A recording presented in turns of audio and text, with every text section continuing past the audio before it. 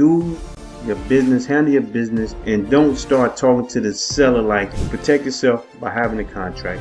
We know it's not easy, but you have to sharpen your skills by do not sign contracts where the deal doesn't work. And this is what you don't do. And if you don't do this, you will have protection. The first thing you really want to ask them is, what's going on, ladies and gentlemen? I wanted to get on here and just speak about something that you should not do when wholesaling. Please do not do this when wholesaling, because I'm going through situations where I'm wholesaling the property and I'm dealing with some other wholesalers, and I'm going to tell you what not to do when you're wholesaling, because you have to do this correctly. I'm trying to get people to do this correctly and show them how to do it correctly, so you can have, you're not going to be as smooth all the time, but you have some protection. Boom, you have some protection. That's what you need in this business. You need to protect yourself, and this is what you don't do. And if you don't do this, you will have protection. Number one, market the property. You do not market a property. Wholesaling is not marketing the property. You're not a real estate agent, so you cannot market the property. You're marketing your paper. We're in the paper business of selling and assigning paper. When you sign a contract with the seller, directly to the seller, you are going to sell your contract or sign it to a third party or buyer so they can have the right to purchase the property for a fee. That's basically what it is. So protect yourself by having a contract with the buyer first, or with the seller, I'm sorry. Have a contract with the seller before you start marketing your contract. You understand what I'm saying? So you're not marketing the property. Do not put property for sale. You have equitable interest in the property because you have that contract. Okay, so that's to protect you. Always have the contract. Do not start trying to market a contract that you don't have. If you don't have a contract, do not start sending numbers, prices to the buyer without having a contract. Do your business, handle your business, and don't start talking to the seller like, well, let me see for you if I can find some buyers, and if they got the right price, I'll come back and I'll tell you. No, that's wrong. People are doing that. Wholesalers are doing that because they don't have the confidence to close a deal. If you don't know how to close a deal, find somebody to help you close the deal. Get the lead and say, look, I need you to close the deal and let's JV. All right. So as a protection, make sure you have a contract with the seller, because guess what? You go out there and you go to a buyer and you say, look, I got a property. Don't say property. See, there you go. Don't say property. And you go out there and say, I have a contract. I'm assigning my contract to this property. You find a buyer, right? Now, when you find a buyer and you're not contracted directly with the seller, what happens? They can go around you directly to the seller. Now you have no protection. What you gonna do? You gonna take them to court? No, you don't even have the money to put down on an earnest money deposit, so you can't take them to court. So there you go. Protect yourself by having a contract. We know it's not easy talking to sellers and getting them to sign, but you have to sharpen your skills by learning how to do sales, how to negotiate, and just get that confidence to be able to go out there and talk to the sellers and be upfront with them and say, you know, I'm an investor. Think of yourself as an investor, not as a wholesaler. Wholesaling is just one way to exit your deal. Wholesaling is just one way you can fix and flip. You can fix and do the bird strategy, but don't market the property. No, don't market the property. Market the contract. Don't market the contract without having a legal contract signed. Another thing is, if you're doing disposition and you're JVing with someone, guess what you need when you JVing? If somebody has a deal that they're marketing, and you see it, and you be like, you know what? You call them or you text them, you hit them up in a DM. Listen, I want to help you move this property as you open a JV, and where I can bring a buyer and we work something out. Let them know you're a wholesaler. If they say no, then you keep it moving. If they say okay, the first thing you need to do is get them a JV agreement. You get them a JV agreement so you can be contracted with them, so you can be protected. Now, the first thing you really want to ask them is, are they direct to seller, and do they have a contract with the seller, a signed contract? Because now you don't want to run into somebody that don't know what they're doing and got something out, a deal out there pushing, and they don't even have a contract on it. So make sure that the people you JVing with know what they're doing, so we don't have two people not know what they're doing, bumping their heads and doing everything wrong. So make sure that the person you JV with has a contract direct to seller. Now, if you're doing daisy chain, that JV contract that you have with that JV may have a JV contract with another wholesaler. So just make sure that they're direct to seller and it's not a big daisy chain, 2 and 3 people JVing. Because one time I had a deal come back to me that was my deal by somebody I didn't JV with. They JV with another wholesaler and sent it to me. I said, this is my deal. So just make sure that you trust but confirm. Just confirm that they have a contract with the seller. You can ask them to send you the contract. They can block off whatever they want, price, but you need to know that they have a signed agreement for that deal, for that property. Okay? Now, another thing is, do not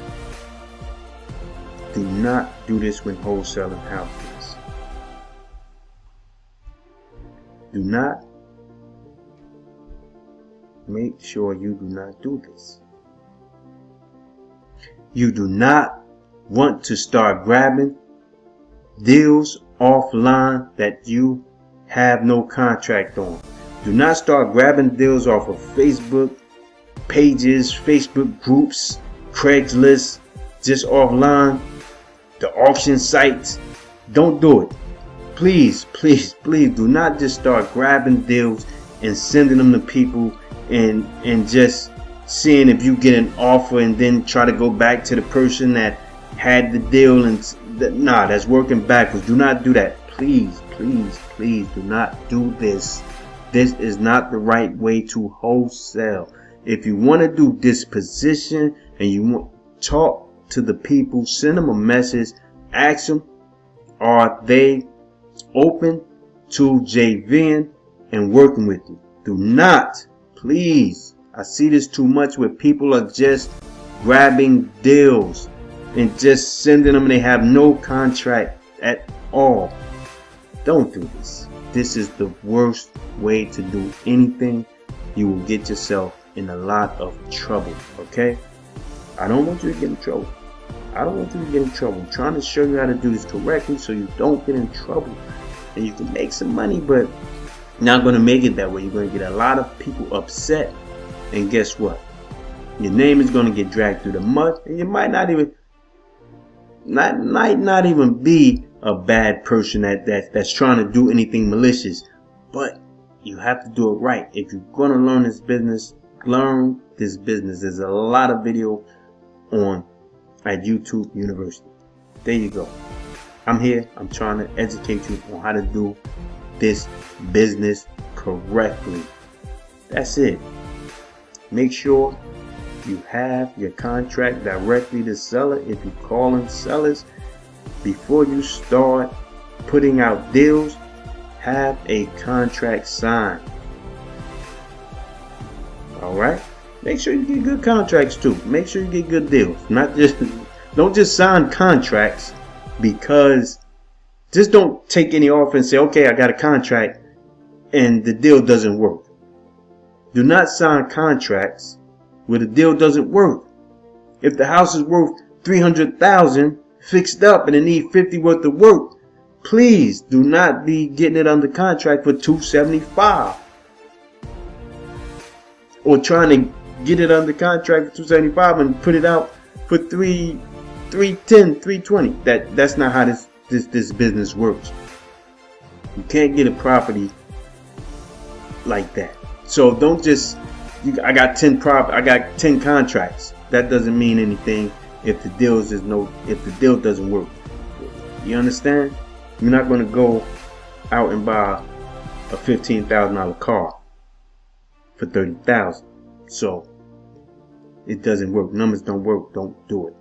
Don't just sign contracts just to say I have a contract. Negotiate, know your numbers, and do good business, do good deals, have contracts, protect yourself, right? Make sure you protect yourself. Now I'm talking, I don't have any scripts or anything. Protect yourself and make sure that you don't just go out there and just get contracts. Don't have contracts signed. Get contracts that doesn't make sense. Get greedy also. I mean, we go high for our wish price. We always want our wish price. But it still makes sense to some buyers. Maybe people that's going to move in it or buy and hold a little higher than somebody that's going to fix and flip it. And that's what your wish price is. But it's not, it works for someone. And if it don't work for them, you may come down. But get your contracts right. Make sure you're protected. Okay? Protection. Directly to seller protection. JV to JV protection. Make sure you have the contract with them. They have a contract directly with the seller. When you go to the buyer, now when you go to the buyer, make sure that you get a contract with them when you go to sell. So you make sure you got your paperwork straight to protect yourself. Okay. Your contract with the buyer doesn't come until they want the property and you put on the contract with them. But make sure, if some buyers will say, look, they don't get their fee from the JV, they say I'm gonna add on to it, which may I don't really like too much because it throws the deal off balance sometimes. Like the numbers just don't work. It's too high. This person put 20, 30 on it, then you try to put 5 or 10 on it. The deal just gets out of whack. Doesn't work for the buyer. Doesn't work for nobody. The property never sells. So if you're getting something from the buyer side, the point is, if you're getting something from the buyer side, make sure you have a contract with the buyer. So you can send all this paperwork to the title company. If you have a contract signed with the seller, if you directly a seller, boom, okay, go to the title company. If you have a JV agreement with another JV, if you JV with another wholesaler, you can take your paper, ask that wholesaler who the title company is or the attorney, depending if it's attorney state or title state. So send it to the title company and attorney. So now your paperwork is in the file and you get paid at closing. If it's with the buyer, make sure you have your paperwork with the buyer so you can send that paperwork into the title company and to the attorney. So your paperwork is in the file of that deal. So when it closes, the attorney gonna cut you a check, either wire it to you or tell you to come in and pick up your check, and that's how it works. So protection. This video is about protection. When I say don't do this, don't do this when wholesaling. Don't do these things because it don't protect you. Make sure you protect it and you have your paperwork in order so you can get paid. All right, and that's what this is about. And I'm gonna leave it there. I hope you learned some. I got other videos. Check it out. I do workshops, so I'll leave a link for the workshop below. And listen, keep grinding, Stay up. Be safe. You heard? Do good business. Protect yourself.